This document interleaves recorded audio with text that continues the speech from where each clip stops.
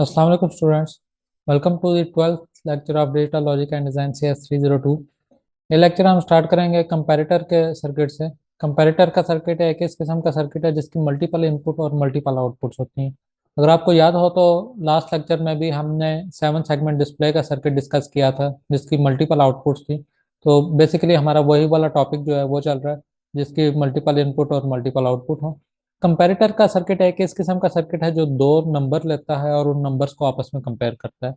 इस तरीके से यहाँ पे जो एक सर्किट दिखाया गया है वो इस किस्म का सर्किट है जो 2 बिट नंबर लेगा और उन्हें आपस में कंपेयर करेगा। और डिपेंडिंग ऑन द कंपैरिजन हमारे पास 3 तरह के जवाब आ सकते हैं। फर्स्ट ये है कि जो फर्स्ट नंबर है वो ग्रेटर है सेकंड नंबर से। सेकंड पॉसिबिलिटी ये हो सकती है कि दोनों नंबर आपस में इक्वल हों। और थर्ड पॉसिबिलिटी ये हो सकती है कि जो सेकंड नंबर है वो ग्रेटर हो फर्स्ट नंबर से। और यहाँ पे बात हो रही है 2 बिट के नंबर की। तो हमारे पास अगर ये रिजल्ट है ए ग्रेटर देन बी तो ये उस केस में 1 हो सकता है जब हमारा जो फर्स्ट नंबर है वो ग्रेटर होगा। फॉर एग्जांपल 0 1 को अगर हम कंपेयर करते हैं 0 0 से, या 1 0 को हम कंपेयर करते हैं 0 0 से। और इसी तरीके से आगे कुछ कंपैरिजन लिखे हुए हैं जो हम करेंगे तो हमारे पास ए ग्रेटर देन बी का रिजल्ट आएगा। उसके बाद सेकंड पॉसिबिलिटी ये हो सकती है कि जो दो नंबर हम आपस में कंपेयर कर रहे हैं वो इक्वल हों। तो ये उसी केस में होगा जब फर्स्ट नंबर की जो बिट्स हैं वो 0 0 हों, सेकंड नंबर की भी 0 0, इस तरीके से 0 1 फर्स्ट नंबर और सेकंड नंबर भी 0 1। और फिर एक पॉसिबिलिटी ये हो सकती है कि जो हमारा फर्स्ट नंबर है वो सेकंड नंबर से छोटा हो। वो उस केस में होगा जब जो फर्स्ट 2 बिट हैं जिन्हें हम कंपेयर कर रहे हैं सेकंड 2 बिट से वो हमारी लेस हों। जिस तरीके से यहाँ पे है 0 0 लेस होता है 0 1 से, इस तरीके से 0 0 लेस है 1 0 से। तो इस केस में हमारे पास 1 रिजल्ट आएगा। तो ये जितनी भी वैल्यूज हैं इसे हम पुट करेंगे फंक्शनल टेबल के अंदर। यहाँ पे आप देख सकते हैं फंक्शनल टेबल है जिसके अंदर जो फर्स्ट नंबर है उसकी 2 बिट्स पहले लिखी हुई हैं, फिर उसके बाद सेकंड नंबर की 2 बिट्स लिखी हुई हैं। तो इनका आपस में कंपैरिजन किया गया है। अगर फर्स्ट नंबर की दोनों बिट 0 0 हैं और सेकंड नंबर की भी दोनों बिट 0 0 हैं तो ये नंबर आपस में इक्वल होंगे। और ए इज इक्वल टू बी के कॉलम में हमारे पास यहाँ पे वैल्यू 1 आ जाएगी। इसी तरीके से अगर फर्स्ट नंबर हमारा लेस होता है सेकंड नंबर से तो ए लेस देन बी वाले कॉलम में हमारे पास 1 वैल्यू आ जाएगी। और कोई ऐसा केस हो कि हमारा जो फर्स्ट नंबर है जिस तरीके से यहाँ पे है 1 0 ग्रेटर होता है 0 1 से, तो ए ग्रेटर देन बी वाले कॉलम में हमारे पास वैल्यू 1 आ जाएगी। इसके बाद जो नेक्स्ट चीज़ है वो ये है कि इस फंक्शन टेबल को देखते हुए हम के मैप के अंदर वैल्यूज पुट करेंगे। लास्ट लेक्चर के अंदर भी हम यही काम कर चुके हैं। For example A greater than B का जो के मैप होगा उसके अंदर हम चेक करेंगे कि किस जगह पे वैल्यू 1 है। फॉर एग्जांपल यहाँ पे वैल्यू 1 आ रही है तो इसके अगेंस्ट इनपुट है 0 1 0 0। तो इसका जो के मैप होगा उसमें हम 0 1 0 0 इसके अगेंस्ट यहाँ पे एक 1 पुट कर देंगे। इसी तरीके से इस कंप्लीट कॉलम को देख के पहले हम ए ग्रेटर देन बी वाले के मैप में वैल्यूज पुट करेंगे। फिर उसके बाद सेकंड के मैप होगा ए इज इक्वल टू बी का, और फिर थर्ड होगा ए लेस देन बी का। तो वो 3 के मैप आप यहाँ पे देख सकते हैं बने हुए हैं। उसके अंदर वैल्यूज पुट करने के बाद हम ग्रुपिंग करेंगे और ग्रुपिंग को देखते हुए फिर हम अपना आंसर लिख लेंगे। तो ये फंक्शनल टेबल है, इसकी 3 आउटपुट और मल्टीपल इनपुट हो सकती हैं। यहाँ पे हम दो ऐसे नंबर कंपेयर कर रहे हैं जिनकी 2 बिट्स हैं, तो इस वजह से जो इनपुट हैं वो 4 लिखी हुई हैं। लेकिन नंबर ऐसे भी हो सकते हैं जिनकी 3 बिट्स हों, तो उस केस के अंदर हमारे पास 6 इनपुट वाला टेबल क्रिएट होगा। और वो फिर टेबल काफ़ी लेंथी हो जाएगा क्योंकि जो 4 बिट हैं इसके टोटल पॉसिबल कॉम्बिनेशन होते हैं 0 से लेके 15 तक। अगर हम 3 3 बिट्स वाले नंबर कंपेयर करें तो टोटल 6 इनपुट्स होंगी और 6 इनपुट के इक्विवेलेंट जो टेबल क्रिएट होगा उसमें 64 पॉसिबल कॉम्बिनेशन होंगे। तो लास्ट लेक्चर में मैंने आपको बताया था कि नॉर्मली जो के मैप है उसको हम यूज़ करते हैं 4 वेरिएबल के लिए। उससे बड़ा अगर हमारे पास कोई फंक्शन हो तो उसके लिए हम एक न्यू मेथड जो क्विन मैकलस्की मेथड कहलाता है उसको इस्तेमाल करते हैं। तो नेक्स्ट टॉपिक क्विन मैकलस्की मेथड का ही है। यहाँ पे पहले थोड़ा सा के मैप के बारे में बताया हुआ है कि नॉर्मली जो 4 वेरिएबल हैं उसके लिए हम के मैप को इस्तेमाल करते हैं, 4 से ज़्यादा के लिए यूज़ नहीं करते। लेकिन जो 4 वेरिएबल वाला के मैप है उसमें भी अक्सर कन्फ्यूजन हो जाती है। जिस तरीके से आपके सामने यहाँ पे 2 के मैप शो हैं तो इसकी ग्रुपिंग में अक्सर गलती से ओवरलैपिंग हो जाती है। फॉर एग्जांपल यहाँ पे ये आप देख सकते हैं कि 4 1 एक लाइन के अंदर लिखे हुए हैं तो ये डिफरेंट ग्रुप्स के अंदर कवर हो रहे हैं और फिर इनका एक कंप्लीट ग्रुप भी बनाया हुआ है। मतलब गलती से ओवरलैपिंग हो सकती है जिसकी वजह से हमारा जो आंसर है वो सिंप्लीफाइड नहीं रहता। तो उसके लिए फिर हम क्विन मैकलस्की का मेथड इस्तेमाल करते हैं।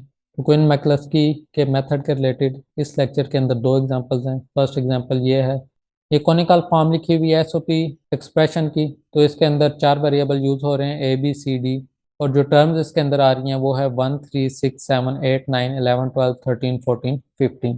तो एक हम इसकी सिंप्लीफिकेशन करेंगे और फिर उसके बाद आगे एक और इस टाइप की एग्जांपल दी हुई है। यहाँ पे आप देख सकते हैं ये सेकंड एग्जांपल है, ये भी कॉनिकल फॉर्म है, इसके अंदर भी 4 वेरिएबल हैं और यहाँ पे जो टर्म्स आ रही हैं वो है 1 5 6 7 11 12 13 और 15, और इसकी हमने सिंप्लीफिकेशन करनी है। तो यहाँ पे आपको सिंप्लीफिकेशन समझाना थोड़ा सा मुश्किल होगा, क्योंकि जो टेबल्स हैं वो एक दूसरे से दूर दूर बने हुए हैं, तो थोड़ा सा बताना मुश्किल हो जाता है कि एक टेबल से वैल्यूज दूसरे टेबल में किस तरीके से जा रही हैं। तो इसके लिए हम मूव करते हैं ब्लैक बोर्ड पे और वहाँ पे मैं आपको ये कंप्लीट प्रोसेस इसका समझाता हूँ। यहाँ पे आप देख सकते हैं वही एग्जांपल जो पहले मैंने आपको बताई थी, कॉनिकल फॉर्म, और इसके अंदर ये डिफरेंट वैल्यूज पुट की हुई हैं।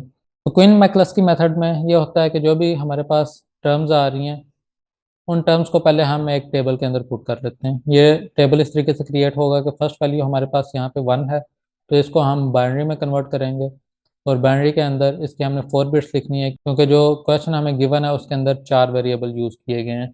तो ABCD, तो 1 को जब हम कन्वर्ट करेंगे 4 बिट में तो वो 0001 हो जाएगा। उसके बाद नेक्स्ट टर्म 3 है तो वो 0011, और उसके बाद 0110 6 आ जाएगा, और इस तरीके से जो 15 टर्म्स हैं उनका ये टेबल क्रिएट किया गया। जब फर्स्ट टेबल इस तरीके से हम क्रिएट कर लेंगे तो इस टेबल को देखते हुए हमने यहाँ से सेकंड टेबल क्रिएट करना है। सेकंड टेबल में ये होगा कि हमने डिफरेंट ग्रुप्स क्रिएट करने हैं। जो फर्स्ट ग्रुप होगा वो ऐसी टर्म्स का होगा जिसके अंदर 1 बिट मौजूद नहीं होगी। तो यहाँ पे तो कोई भी ऐसी टर्म नहीं है जिसके अंदर नंबर ऑफ 1 मौजूद ना हो। अगर यहाँ पे ये टर्म हमारे पास होती 0 तो उसकी 4 बिट्स होनी थी 0000, तो वो चूंकि मौजूद नहीं है तो इसको हम इग्नोर करेंगे। सेकंड ग्रुप हमारा वो होगा जिसके अंदर नंबर ऑफ 1 बिट एक हो। तो अगर 1 की बाइनरी हम देखें, इसके अंदर एक 1 आता है 0001। उसके बाद अगर हम 8 की बाइनरी देखें तो इसके अंदर भी सिर्फ एक 1 आता है, बाकी तमाम बिट्स 0 होती हैं। तो इस फर्स्ट वाले ग्रुप के अंदर ये दो टर्म्स आ जाएंगी। फिर उसके बाद जो नेक्स्ट ग्रुप है उसके अंदर वो टर्म्स आएंगी जिसके अंदर नंबर ऑफ 1 2 होंगे। तो 3 की बाइनरी अगर हम क्रिएट करते हैं तो वो होती है 0011, मतलब जो नंबर ऑफ 1 है ये दो आ रहे हैं, तो ये हमारे सेकंड ग्रुप में इंक्लूड हो जाएगा। उसके बाद अगर हम 6 को देखें तो यहाँ पे भी दो 1 है, ये भी हमारे सेकंड ग्रुप में आ जाएगा।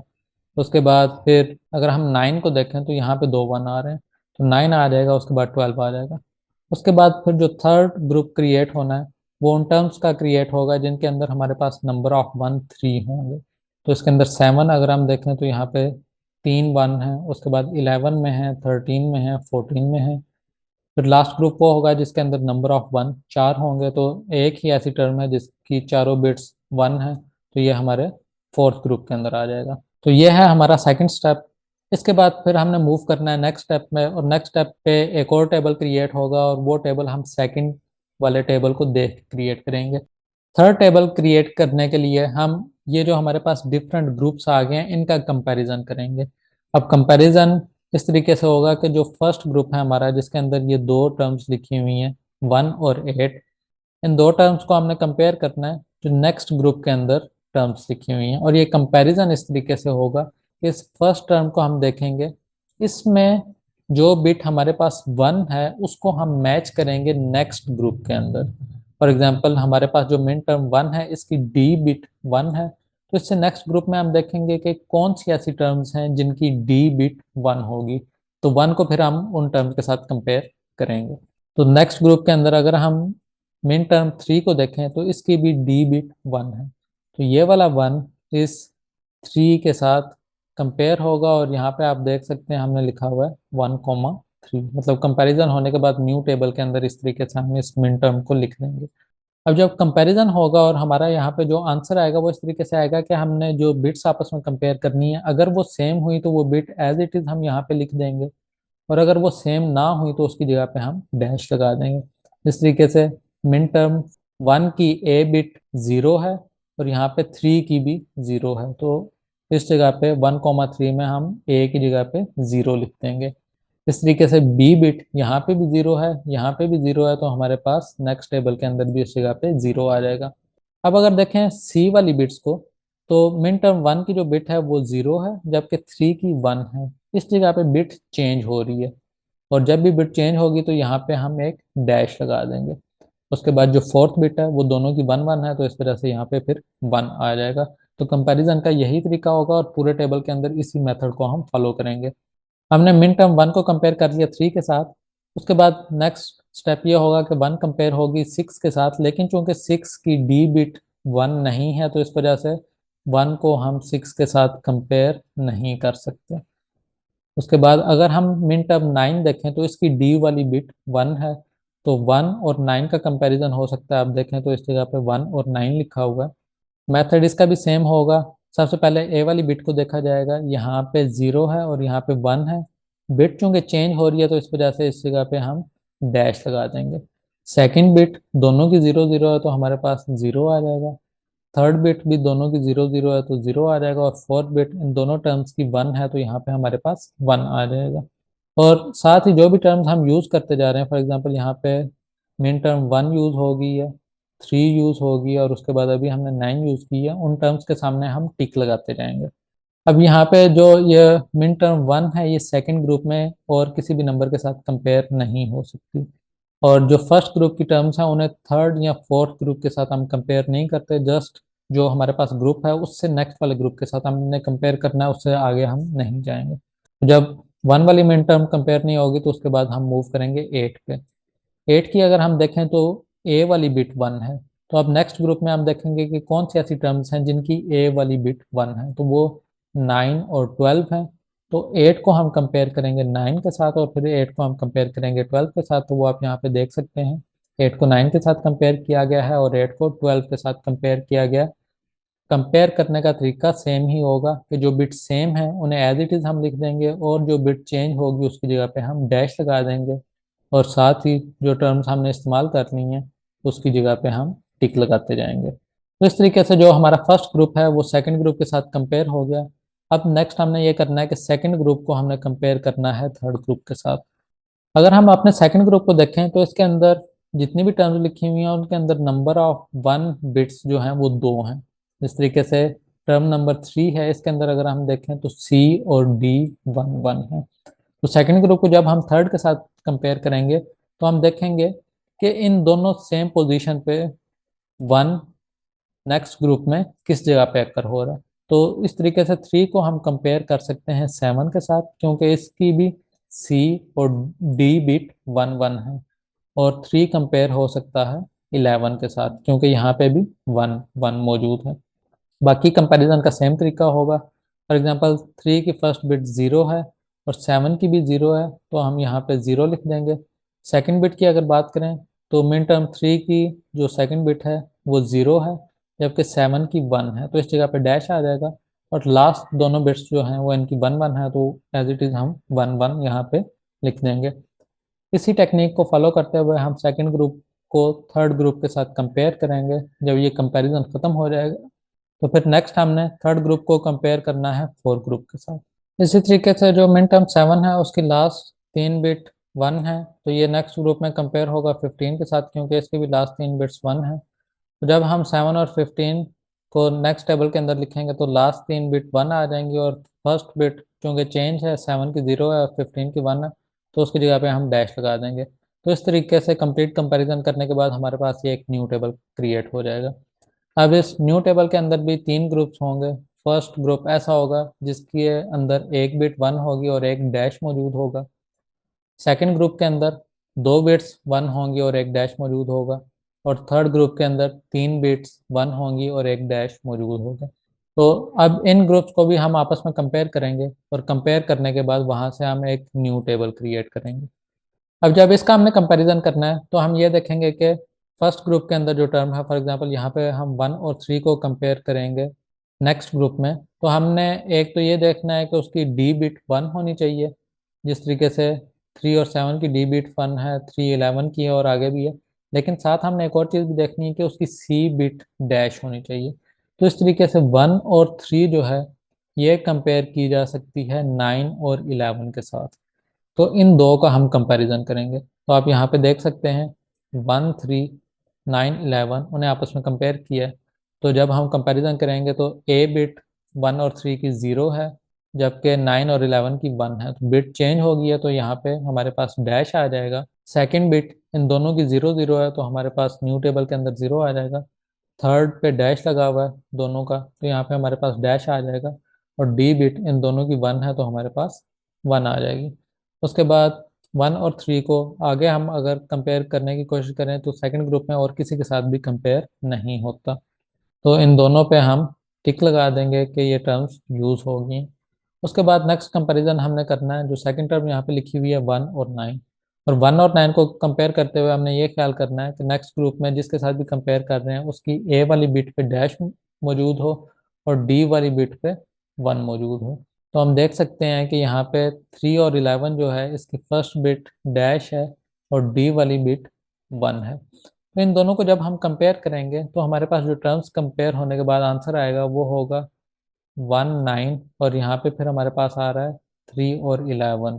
तो अगर हम ये जो पहले एक टर्म लिखी हुई है इससे और ये न्यू वाली टर्म को हम देखें तो ये दोनों बिल्कुल सेम है, 1 3 9 11 और 1 3 और 9 11। मतलब नेक्स्ट दो टर्म्स को भी कंपेयर करने से हमारे पास सेम ही आंसर आ रहा है, और कंपैरिजन करने के बाद जो हम यहाँ पे बिट्स लिखेंगे वो भी सेम ही होंगी। जिस तरीके से आप देख सकते हैं फर्स्ट पे डैश आ रहा है तो यहाँ पे डैश लिखा हुआ है। सेकंड बिट इन दोनों ग्रुप्स की 0 है तो 0 पहले से लिखा हुआ है। थर्ड बिट चूंकि चेंज है तो डैश आएगा तो हमारे पास यहाँ पे डैश पहले से मौजूद है, और फोर्थ बिट इन दोनों की 1 है। तो इस तरीके से जब हो जाए कि जब हम दो टर्म्स को आपस में कंपेयर कर रहे हैं उससे जो आंसर आता है वो पहले से हमारे पास मौजूद हो और तमाम टर्म्स भी उस आंसर के अंदर सेम हो तो उसे हम दोबारा से नहीं लिखते। तो इन दोनों को हम इग्नोर कर देंगे। नेक्स्ट अब हमने कंपेयर करना है 8 और 9 को। 8 और 9 को कंपेयर करने के लिए हम चेक करेंगे कि नेक्स्ट ग्रुप में कौन सी ऐसी टर्म्स हैं जिसकी ए बिट 1 और डी डैश हो। तो ए बिट 1 और डी डैश ये 12 और 13 की है। तो 8 और 9 को हम कंपेयर कर देंगे 12 और 13 के साथ। तो आप देख सकते हैं यहाँ पे उसका आंसर लिखा हुआ है 1 डैश 0 डैश। उसके बाद नेक्स्ट 8 और 12 को कंपेयर किया जा सकता है 9 और 13 के साथ। तो इसमें भी सेम केस हो जाएगा कि जब हम 8 और 12 को कंपेयर करेंगे 9 13 के साथ तो ये वाला ग्रुप हमारे पास पहले से मौजूद है जिसके अंदर 8 12 9 और 13 पहले से मौजूद है। तो ये चूंकि मौजूद है तो दोबारा हम इसको कंपेयर नहीं करेंगे। इस तरीके से हमारा फर्स्ट ग्रुप जो है वो एंड हो गया, इसकी तमाम टर्म्स यूज होगी। अब नेक्स्ट हमने कंपेयर करना है सेकंड ग्रुप को थर्ड ग्रुप के साथ। कंपैरिजन का सेम तरीका होगा, डैश के नीचे डैश मौजूद होनी चाहिए और यहाँ पे 2 1 लिखे हुए हैं उसके नीचे 2 1 मौजूद होने चाहिए। तो इस तरीके से ये टर्म है 3 7 वाली, ये कंपेयर की जा सकती है 11 और 15 के साथ। तो फर्स्ट बिट 3 और 7 की 0 है, यहाँ पे हमारे पास 1 आ रहा है तो इस जगह पे डैश आ जाएगा। नेक्स्ट जो बिट है बी वाली, वहाँ पे इन दोनों का डैश मौजूद है तो उस जगह पे डैश आ जाएगा। और लास्ट दो बिट्स जो हैं इन दोनों टर्म्स की वो 1 और 1 है तो हमारे पास 1 और 1 आ जाएगा। इस तरीके से कंप्लीट ग्रुप को हम कंपेयर कर लेंगे। कंपेयर करने के बाद ये हमारे पास न्यू एक टेबल आ जाएगा। अब इस टेबल के अंदर जो टर्म्स हैं उसकी फर्स्ट ग्रुप वाली टर्म्स कंपेयर की जाएंगी सेकंड ग्रुप वाली टर्म्स के साथ। तो फर्स्ट ग्रुप में यहाँ पे A dash B 0 C dash D 1। तो सेकंड ग्रुप में हम देखेंगे कि डैश के नीचे डैश होनी चाहिए और 1 के नीचे 1। सेकंड ग्रुप में कोई भी ऐसी टर्म नहीं है जिसकी ए और सी बिट डैश हो और D 1 हो, तो इसका मतलब है मजीद कंपैरिजन नहीं हो सकता। ना ही ये जो सेकंड वाली टर्म है इसका कहीं पे कंपैरिजन हो सकता है नीचे वाले ग्रुप के साथ। तो जब इस तरीके से कंपैरिजन होना स्टॉप हो जाए तो उसके बाद हम एक मजीद टेबल क्रिएट करते हैं, और ये टेबल हमारा फाइनल टेबल होगा जिसे देख के हम अपना आंसर लिखेंगे। इस टेबल के अंदर पहले तो हम ये करेंगे कि जो भी हमारे पास क्वेश्चन के अंदर टर्म्स आई थी उन तमाम टर्म्स को इस टेबल के अंदर हम लिख लेंगे। जिस तरीके से आप यहाँ पे देख सकते हैं 1 3 6 7 8 9 12 13 14 15, तो ये तमाम टर्म्स हम यहाँ पे लिख लेंगे। उसके साथ एक और कॉलम हम क्रिएट करेंगे और इस कॉलम के अंदर हमने बुलियन एक्सप्रेशन लिखने हैं। ये जो बुलियन एक्सप्रेशन है ये उससे पीछे वाले टेबल्स को देख के लिखे जाएंगे। इससे पीछे जितने भी टेबल्स हैं उनकी तमाम टर्म्स यूज होगी। अगर यूज ना हुई होती तो वो वाली टर्म्स भी हमारे आंसर में आनी थी, लेकिन वो चूंकि यूज हो गई हैं, सिर्फ ये जो लास्ट वाला टेबल क्रिएट हुआ है इसकी टर्म्स इस्तेमाल नहीं हुई, तो यहाँ से देख के वैल्यूज हम अपने टेबल के अंदर लिख लेंगे। तो फर्स्ट जो यहाँ पे ये टर्म लिखी हुई है इसके अंदर अगर देखें तो ए वाली बिट डैश है, ये हम यहाँ पे नहीं लिखेंगे। बी वाली बिट 0 है तो यहाँ पे बी आएगा, और चूंकि बी की वैल्यू 0 है तो इस वजह से बी के ऊपर हम बार लगा देंगे। सी हम नहीं लिखेंगे और डी आ जाएगा। डी की वैल्यू 1 है तो इसके ऊपर बार नहीं लगेगा। तो इस तरीके से ये जो वैल्यू थी वो हम यहाँ पे पुट कर देंगे। नेक्स्ट जो वैल्यू है यहाँ पे हमारे पास ए वाली बिट 1 है और सी वाली 0 है, तो ए सी बार हमारे पास यहाँ पे आ जाएगा। और इस तरीके से लास्ट जो 4 टर्म्स हैं उन 4 टर्म्स को हम इसी तरीके से इस जगह पे लिख लेंगे। जिस जगह पे डैश आ रहा है, डैश वाली बिट्स उसके अगेंस्ट हम आंसर यहाँ पे नहीं लिखेंगे, और जो बाकी हमारे पास वेरिएबल्स हैं जिसकी वैल्यू 1 और 0 है वो हम नेक्स्ट टेबल के अंदर मेंशन कर देंगे। जिस तरीके से सी और डी 1 1 है तो हमारे पास सी डी आ जाएगा, और इस तरीके से बाकी 3 टर्म्स भी हम लिख लेंगे। ये एक्सप्रेशन लिखने के बाद अब हम देखेंगे कि ये जो हमने फर्स्ट एक्सप्रेशन लिखा है इसके अंदर कौन कौन सी मिन टर्म्स आ रही थी। तो यहाँ पे हम देख सकते हैं कि 1 3 9 11 ये 4 मिन टर्म्स आ रही हैं। तो इसके सामने इन 4 पोजीशंस पे हम क्रॉस प्लेस कर देंगे, 1 पे, 3 पे, 9 पे और 11 पे। सेकंड टर्म है ए सी बार, तो इसमें मिन टर्म्स आ रही थी 8 9 12 13। तो 8 9 और उसके बाद 12 और 13 में हम क्रॉस प्लेस कर देंगे। सेम यही प्रोसीजर जो बाकी वाली हमारी 4 टर्म्स हैं उनके अंदर भी हम रिपीट करेंगे, और हम डिफरेंट प्लेसेस पे क्रॉस को प्लेस कर देंगे। जब ये काम हमारा हो जाएगा तो उसके बाद लास्ट चीज़ वो हमने ये चेक करनी है कि कौन से ऐसे कॉलम हैं जिनके अंदर सिंगल क्रॉस है। जिस तरीके से ये जो फर्स्ट कॉलम मैंने मार्क किया यहाँ पे सिंगल क्रॉस है, उसके बाद सेकंड वाले कॉलम में 2 क्रॉस लगे हुए हैं तो इसको हम इग्नोर कर देंगे। जो थर्ड वाला कॉलम है उसमें भी सिंगल क्रॉस है, इसको हम मार्क कर लेंगे। ये जो 8 लिखा हुआ है इस वाले कॉलम में भी सिंगल क्रॉस है, ये भी मार्क हो जाएगा। उसके बाद आगे जितने भी कॉलम हैं उसमें एक से ज़्यादा क्रॉस है तो इस वजह से उनको हम मार्क नहीं करेंगे। ये जो अब हमने एक्स मार्क किए हुए हैं इसके अगेंस्ट हमने आंसर लिखना है। इस फर्स्ट वाले एक्स के अगेंस्ट हम देखेंगे कि कौन सी टर्म लिखी हुई है, तो यहाँ पे लिखी हुई है बी बार डी। तो बी बार डी हमारे आंसर में आ जाएगा। नेक्स्ट हमारा ये वाला क्रॉस है, इसके अगेंस्ट जो वैल्यू लिखी हुई है वो है बी सी। तो बी बार डी के बाद प्लस का साइन लगा के हम यहाँ पे बी सी वैल्यू लिख देंगे। और फिर उसके बाद जो लास्ट क्रॉस है उसके अगेंस्ट जो हमारे पास एक्सप्रेशन है वो है ए सी बार। तो यहाँ पे हम प्लस का साइन लगा के ए सी बार लिख देंगे। और ये जो एक कंप्लीट एक्सप्रेशन लिखा हुआ है ये हमारा फाइनल आंसर है जो कि क्वीन मैकलस की मेथड के थ्रू हमने हासिल किया है। तो ये ओवरऑल वर्किंग है क्वीन मैकलस की मेथड की। इसके अंदर सबसे पहले हम ये करते हैं कि एक टेबल क्रिएट करते हैं अपने टर्म्स को देख के, उन टर्म्स की फिर हम ग्रुपिंग करते हैं इस हिसाब से कि कौन सी ऐसी टर्म्स हैं जिनके अंदर नंबर ऑफ 1 बिट एक है, फिर 2 वाली आ जाएंगी, और फिर उसके बाद वो टर्म्स जिसके अंदर 3 1 होंगे, और फिर लास्ट पे वो वाली टर्म जिसके अंदर 4 1 होंगे। और फिर उनका हम कंपैरिजन करते हैं। कंपैरिजन में हम देखते हैं कि कौन सी बिट चेंज है। जो बिट चेंज हो नेक्स्ट ग्रुप क्रिएट करते हुए उसकी जगह पे हम डैश लगा देते हैं, बाकी तमाम बिट एज इट इज़ आती हैं। और जब हमारा कंपैरिजन ख़त्म हो जाए तो उसके बाद हम ये लास्ट एक टेबल क्रिएट करते हैं जिस टेबल को देख के हमने अपना आंसर लिखना होता है। तो इस लेक्चर के अंदर हमने 2 एग्जांपल डिस्कस करनी थी जिसमें से ये फर्स्ट एग्जांपल है। तो अब सेकंड एग्जांपल को भी हम देख लेते हैं कि उसके अंदर किस तरीके से वर्किंग हो रही है। तो ये इस वक्त आपके सामने अभी सेकंड एग्जांपल शो हो रही है। इसके अंदर जो हमें टर्म्स गिवन हैं वो हैं 1 5 6 7 11 12 13 15। तो जो सबसे पहले टेबल क्रिएट होगा उसके अंदर इन टर्म्स की हम बाइनरी लिख देंगे, और इसके लिए 4 वेरिएबल हम इस्तेमाल करेंगे क्योंकि जो क्वेश्चन है उसके अंदर हमें 4 वेरिएबल गिवन है A B C D. Next step इससे ये होगा कि हमने टेबल क्रिएट करना है और उसके अंदर इसकी ग्रुपिंग कर देनी है।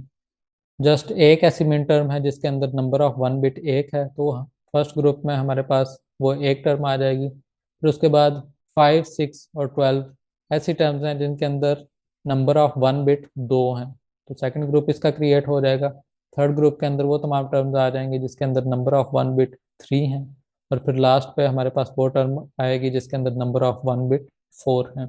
जब इस तरीके से ये एक टेबल हम क्रिएट कर लेंगे, नेक्स्ट काम फिर होगा कंपैरिजन का। तो कंपैरिजन हमने करना है, आप देखें तो मिन टर्म 1 कंपेयर की जा सकती है 5 से क्योंकि दोनों की बी वाली बिट जो है वो 1 है। तो नेक्स्ट जो एक हम टेबल क्रिएट करेंगे उसमें 1 और 5 ये आपस में कंपेयर करके यहाँ पे हम उसकी वैल्यूज़ लिख देंगे।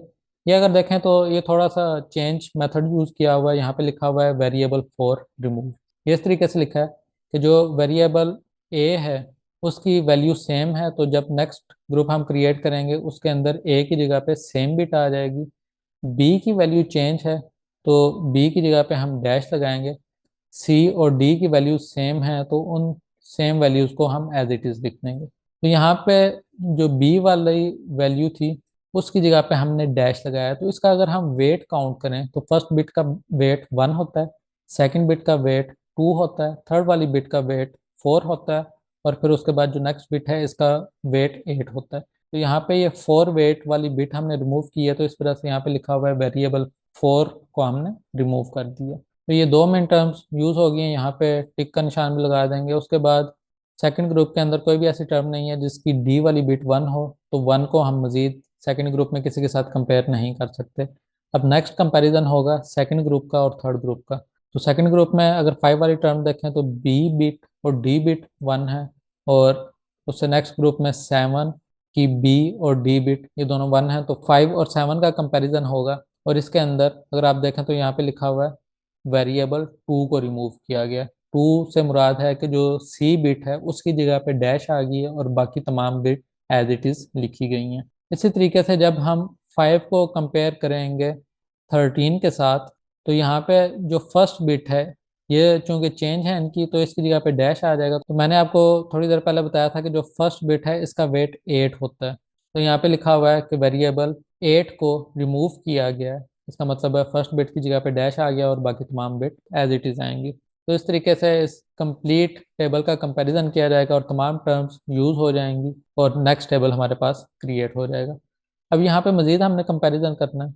अगर कंपैरिजन होगा तो वहाँ से एक नेक्स्ट टेबल क्रिएट होगा, अगर कंपैरिजन नहीं होता तो हम यहाँ से अपना आंसर लिख देंगे। लेकिन चूंकि कंपैरिजन हो रहा है आपके सामने है, ये कुछ टर्म्स जो हैं वो आपस में कंपेयर हो रही हैं, तो वो कंपेयर किया जाएगा। अब यहाँ पे कंपैरिजन इस तरीके से होगा कि हमारे पास फर्स्ट ग्रुप के अंदर मिन टर्म लिखी हुई है 1 और 5, और इसके अंदर से वेरिएबल 4 को रिमूव किया गया। तो नेक्स्ट ग्रुप में हम देखेंगे कि कौन सी ऐसी टर्म्स हैं जिसमें से वेरिएबल 4 को रिमूव किया गया। क्योंकि यहाँ पे कोई भी ऐसी टर्म नहीं है जिससे वेरिएबल 4 को रिमूव किया जाए, तो फर्स्ट ग्रुप सेकंड के साथ कंपेयर नहीं हो सकता।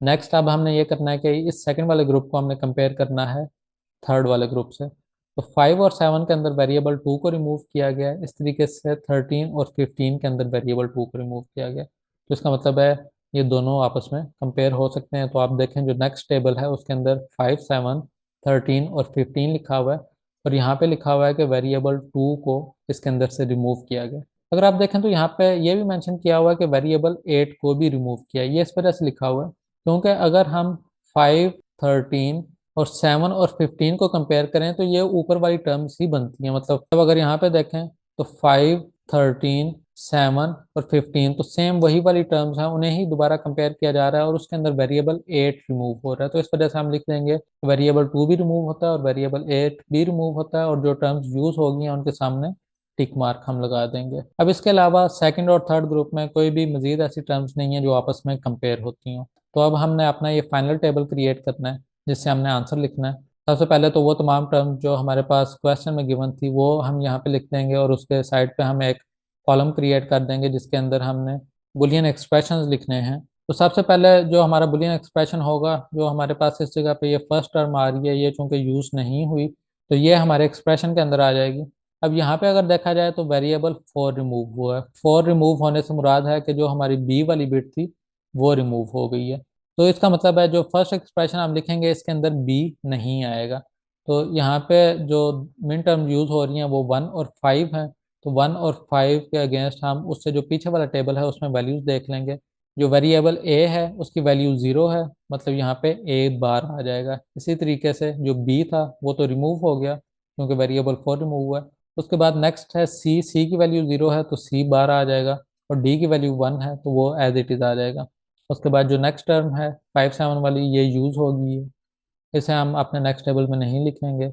5, 13 वाली भी यूज़ होगी है, ये भी हमारे नेक्स्ट टेबल में नहीं आएगी। नेक्स्ट ऐसी टर्म जो कि यूज़ नहीं हुई वो 6 और 7 वाली है, और इसमें से जो वेरिएबल रिमूव हुआ है वो 1 रिमूव हुआ है, मतलब जो डी वाली बिट है वो रिमूव हो गई है। बाकी जो वेरिएबल्स हैं वो हमारे इस नेक्स्ट टेबल में आएंगे, और इन वाले वेरिएबल की जो वैल्यू है वो हम इससे पिछले टेबल में देख लेंगे। ए की वैल्यू यहाँ पे 0 है तो ए बार आ जाएगा। उसके बाद बी और सी की वैल्यू 1, 1 है तो वो एज इट इज़ हमारे पास यहाँ पे आ जाएंगे। नेक्स्ट टर्म 12 और 13 वाली है, इसकी भी डी वाली बिट रिमूव हो गई है। तो बाकी जो बिट्स हैं उसके आंसर हम यहाँ से देख लेंगे, वो आ जाएगा ए बी सी बार, तो वो आप देख सकते हैं यहाँ पे ए बी सी बार लिखा हुआ है। इसी तरीके से 11 और 15 वाली टर्म है जो कि यूज़ नहीं हुई, तो हम यहाँ से 11 की वैल्यू भी देख सकते हैं या फिर 15 की वैल्यू भी देख सकते हैं, दोनों से आंसर सेम ही आएगा। तो यहाँ पे जो वेरिएबल रिमूव हुआ है वो 4 वाला रिमूव हुआ है, मतलब बी वाली बिट रिमूव हुई है, तो बाकी जो बिट्स हैं उनकी वैल्यू, ए की वैल्यू भी 1 है, उसके बाद सी और डी की वैल्यू भी 1 है, तो यहाँ पे ए सी डी आ जाएगा। ये वाला टेबल जब हमारा कंप्लीट हो जाएगा उसके बाद ये लास्ट वाला टेबल हम चेक करेंगे। इसके अंदर जो टर्म्स रिमूव हुई हैं वो 2 और 8 हुई हैं। 2 से मुराद ये हमारी जो सी वाली बिट है वो रिमूव होगी, और 8 से मुराद हमारी ए वाली बिट वो रिमूव होगी है। बाकी यहाँ पे जो टर्म 5 है, अगर हम इसकी वैल्यू देख लें तो बी की वैल्यू 1 है और डी की वैल्यू भी 1 है, तो इसका मतलब है बी और डी वो हम अपने इस वाले टेबल के अंदर लिख लेंगे। ये तमाम एक्सप्रेशन लिखने के बाद हम देखेंगे कि कौन सी मेन टर्म्स हैं जो इन एक्सप्रेशन को कवर करती हैं। फॉर एग्जांपल जो फर्स्ट एक्सप्रेशन है उसके अंदर 1 और 5 आता है, तो 1 और 5 वाले कॉलम में हम क्रॉस लगा देंगे। उसके बाद जो नेक्स्ट एक्सप्रेशन है उसमें 6 और 7 आता है, तो आप देख लें 6 और 7 पे क्रॉस लगा हुआ है। उससे नेक्स्ट एक्सप्रेशन 12 और 13 वाला है, तो 12 और 13 पे क्रॉस है। और उससे नेक्स्ट 11 और 15 वाला है, तो 11 और 15 पे क्रॉस लगा हुआ है। और अगर लास्ट वाला एक्सप्रेशन हम देखें तो 5 7 13 15 इसके अंदर कवर हो रहा है, तो 5 7 13 और 15 इन तमाम पे हमने क्रॉस लगा दिया।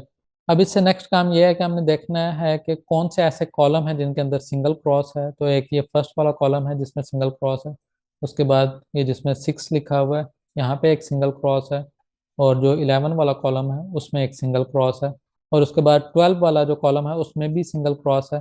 तो ये जो एक्सप्रेशन है ये हमारे आंसर में आएंगे। फर्स्ट के अगेंस्ट हम देखेंगे कि कौन सी टर्म लिखी हुई है, तो वो है ए बार सी बार डी, एक ये हमारे आंसर के अंदर इंक्लूड हो जाएगा। उसके बाद नेक्स्ट इस क्रॉस के अगेंस्ट हम देखेंगे क्या वैल्यू है, वो है ए बार बी सी, ये भी हमारे आंसर में आ जाएगा। नेक्स्ट ए बी सी बार, ये भी हमारे आंसर में आ जाएगा। और फिर लास्ट पे ए सी डी, ये भी हमारे आंसर में आ जाएगा। लास्ट वाली जो टर्म है ये हमारे आंसर में नहीं आएगी, क्योंकि कोई भी ऐसा कॉलम नहीं है इसके सामने जिसके अंदर सिंगल क्रॉस मौजूद हो।